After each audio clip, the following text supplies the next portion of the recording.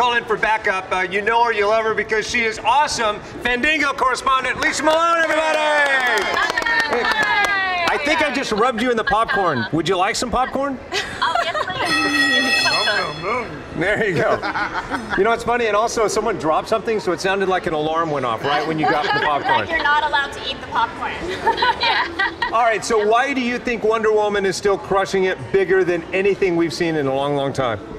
I think a lot of it has to do with Patty Jenkins, and this is why I'm so passionate about talking about women in film, particularly having more female filmmakers. Because once you get a variety of voices, even if you're telling the same story, and yes, Wonder Woman is somewhat formulaic when it comes to the standard comic book plot that it follows, but by having a different director at the helm, and by Patty Jenkins bringing what she did to the story, it made it feel fresh and new and exciting. There was that scene on the boat, which is my favorite scene out of the entire movie, where they're going back and forth and talking about men, and it's so funny. They have such a natural chemistry. It's interesting to know that that scene was completely improvised, and that shows what genuine chemistry that Chris and Gal had. They became really good friends while filming Wonder Woman, and that really elevated the movie, because it was a romantic relationship where Chris's character could have easily turned into a guy just explaining everything to Gal, and having Gal's character being like, what? Oh, I'm so naive, and woman, what are you talking about? But they didn't do that at all. They felt like equals. He had his own thing going on, his own agenda. She had her own thing going on. They met in the middle, and it was such a nice romantic relationship, because in the end, it's all about love, and love will save us all.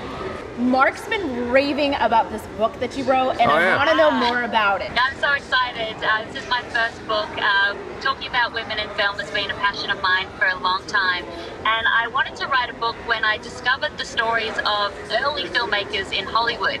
Because before the 1930s, there were actually more female filmmakers working at the top of Hollywood than there are today. And there were more actresses, there were more female editors, there were more female cinematographers, there were more women involved. And so I wanted to know who these people were, what happened to them, and then take it right through to the present.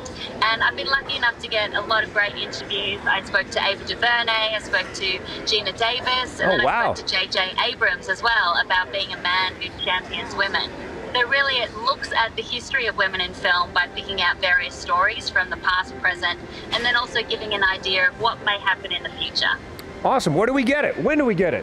You can pre-order right now on Amazon if you search for the title, which is called Backwards and in Heels, and my name, Alicia Malone, and it's going to be in bookstores everywhere from August the 1st. Hey everybody, it's Alicia Malone, Fandango. Get her book right now. We'll put a link to all of our stuff, and thanks for joining us. Have a great summer. Can I have more popcorn?